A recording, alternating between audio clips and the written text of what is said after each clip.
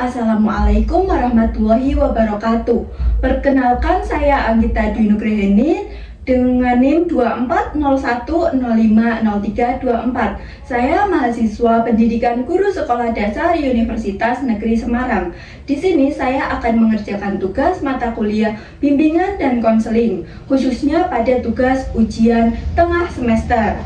Di sini saya akan menjelaskan mengenai bimbingan dan konseling mulai dari pengertian, perbedaan, persamaan, tujuan, fungsi, ada juga asas-asas, prinsip, landasan, hingga penerapan BK di SD. Langsung saja pada materinya. Nah, yang pertama yaitu kita harus mengetahui mengapa BK itu diperlukan di sekolah. Nah, jadi BK ini diperlukan di sekolah karena setiap siswa itu memiliki berbagai perbedaan, baik dari perbedaan kemampuan, perbedaan minat, perbedaan bakat, perbedaan emosional, perbedaan latar belakang sosial, dan perbedaan lainnya. Nah, melalui BK ini dapat membantu siswa untuk mengatasi kesulitan belajarnya, masalah pribadinya, dan juga untuk menentukan perencanaan karir masa depannya. Melalui BK ini juga dapat membantu atau menciptakan suasana belajar yang nyaman dan juga untuk membantu mengoptimalkan perkembangan peserta didik itu. Nah, kita harus mengetahui terlebih dahulu pengertian dari bimbingan dan konseling ini. Yang pertama, kita harus mengerti dari kata bimbingan. Bimbingan ini berarti adalah pemberian bantuan kepada peserta didik atau siswa yang membutuhkan untuk dapat mengembangkan perkembangannya secara optimal serta untuk dapat membantu mereka mengatasi masalahnya. Sedangkan konseling adalah sebuah layanan atau proses tatap muka, yaitu yang diberikan oleh konselor kepada konseling secara individual untuk dapat membantu mengatasi masalah yang dihadapi oleh konseling itu. Nah, adapun nih perbedaan dan juga persamaan antara dua kata itu. Persamaannya yaitu yang pertama, tentunya memiliki tujuan yang sama, yaitu memberikan sebuah bantuan kepada siswa dan untuk mengatasi permasalahan yang sedang dihadapinya.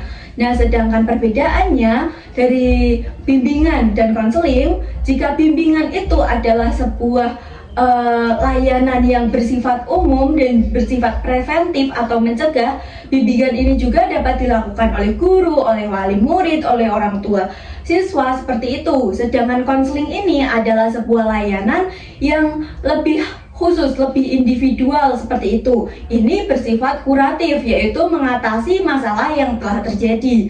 Nah, konseling ini biasanya dilakukan oleh konselor yang sudah diberikan keahlian profesional, seperti itu. Selanjutnya, kita akan membahas mengenai fungsi, tujuan, dan juga asas-asas serta prinsip BK.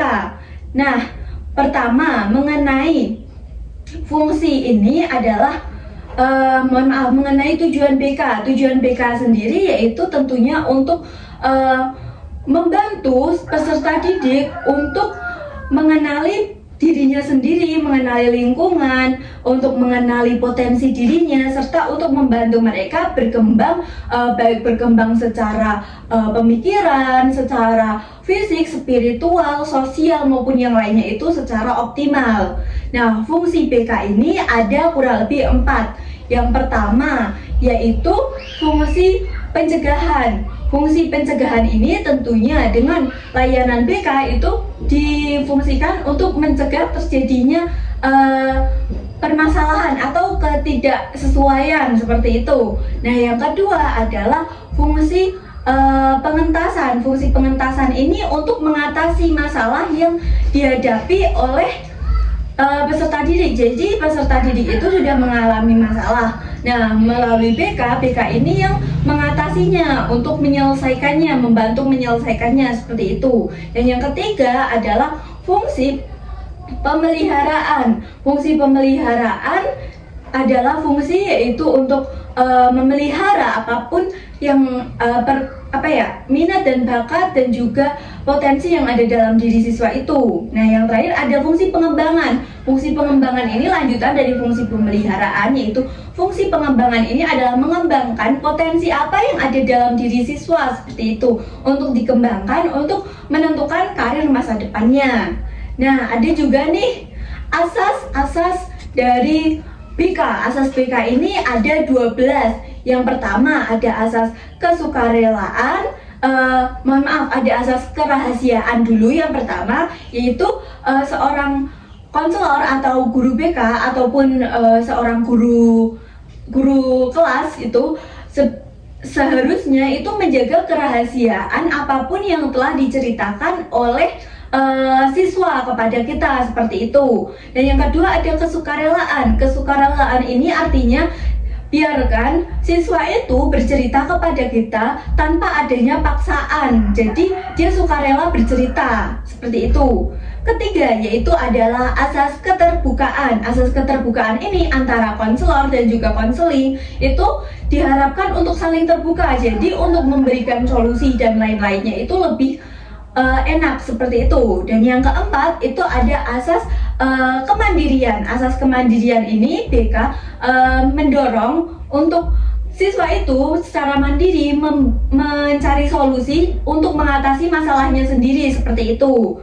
Nah, selanjutnya ada asas keterpaduan. Asas keterpaduan ini adalah asas yang diharapkan untuk memadukan segala aspek, baik aspek sosial, spiritual, kognitif, dan lainnya itu dapat dipadukan dalam BK seperti itu. Dan selanjutnya adalah aspek kegiatan. Nah, keberhasilan BK ini dapat dinilai dari siswa yang aktif dalam keterlibatan semua kegiatan seperti itu. Nah, yang selanjutnya adalah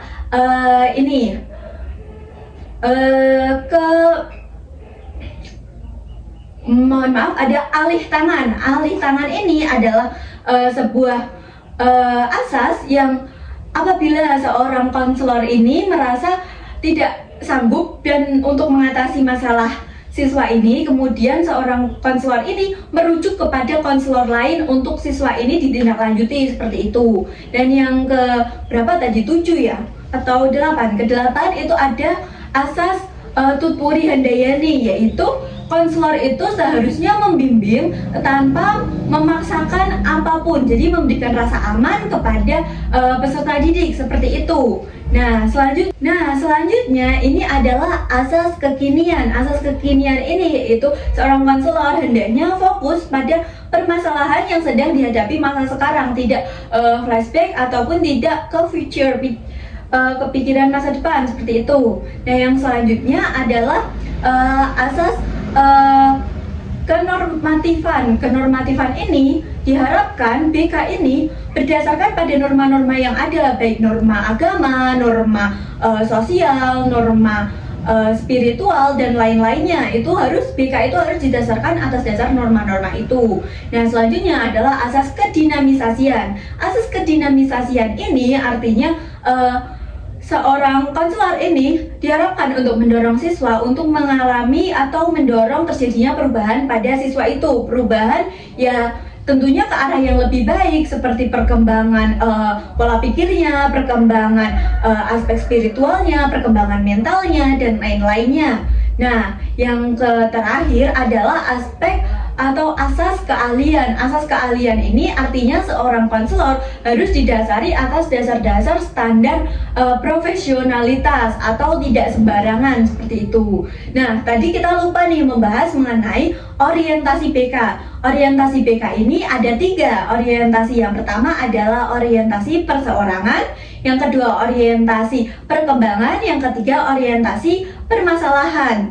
Orientasi perseorangan ini, konselor memastikan agar setiap siswa ini diberikan layanan secara individual, satu persatu diberikan layanan seperti itu tanpa terkecuali. Nah, yang kedua adalah orientasi perkembangan. Orientasi perkembangan ini yaitu melalui BK diharapkan dapat membentuk perkembangan karakter, baik karakter moral maupun perkembangan lainnya secara optimal seperti itu. Dan yang ketiga adalah orientasi permasalahan. Tentunya orientasi BK ini adalah untuk mengatasi masalah dan memberikan solusi terhadap masalah seperti itu. Nah, kita juga harus mengetahui nih, apa sih prinsip-prinsip dari BK ini? Prinsip dari BK ini yaitu memastikan agar dan memberikan memberikan keyakinan bahwa setiap manusia itu memiliki hak untuk mendapatkan layanan BK, serta dia memiliki potensi untuk dibimbing seperti itu. Setelah tadi kita sudah membahas mengenai ada pengertian, persamaan, perbedaan, tujuan, fungsi, asas, prinsip, dan lainnya, sekarang kita akan membahas mengenai landasan, kedudukan BK, serta 3 wilayah pendidikan, penyelenggaraan pendidikan formal ini. Nah, yang pertama adalah landasan. BK ini tentunya dilandasi sesuatu ya, dan landasan BK ini ada 4. Yang pertama adalah landasan filosofis, yang kedua landasan psikologis, yang ketiga landasan yuridis, yang keempat ada landasan pedagogis. Nah, landasan yang pertama yaitu filosofis. Ini berkaitan pada makna dan hakikat BK, yaitu sebagai pemahaman manusia mengenai pemberian pemahaman manusia, serta pemberian tujuan hidup serta tugas kehidupannya seperti itu. Nah, yang kedua adalah landasan psikologis. BK harus didasarkan pada ilmu psikologi, karena untuk apa? Untuk kita memahami karakter setiap individunya agar kita tidak salah seperti itu, memberikan masukan kepada setiap individunya, karena setiap individu kan tentunya memiliki karakter yang berbeda-beda seperti itu. Nah, yang ketiga yaitu adalah landasan yuridis. Landasan yuridis ini atau landasan yang hukum seperti itu. Ini didasarkan pada undang-undang dan juga peraturan pemerintah. Ada banyak ya pokoknya. Yang selanjutnya ada landasan pedagogis. Nah, tentunya ini ada dilandaskan pedagogis, yaitu adalah pendidikan. Karena apa? Karena pendidikan ini menurut BK adalah inti dari BK seperti itu. Nah, selanjutnya kita akan membahas ada juga mengenai bukan karakteristik, tapi keunikan dan keterkaitan antara tugas guru dan juga tugas konselor. Nah, dapat kita ketahui bahwa tugas guru itu adalah mendidik dan mengajar, sedangkan konselor itu adalah memberikan bimbingan untuk mengatasi permasalahan yang ada pada siswa seperti itu ya. Nah, ada pun keunikan yang khusus nih pada tugas guru dan juga tugas konselor. Yang pertama, keunikan tugas guru yaitu adalah sebagai teladan, sebagai inspirator, sebagai motivator, serta sebagai evaluator kan. Nah, sedangkan keunikan dari konselor ini ada beberapa juga nih. Yang pertama yaitu sebagai terapis, sebagai konsultan, sebagai konselor tentunya, sebagai koordinator, sebagai asesor, sebagai juga pengembangan karakter.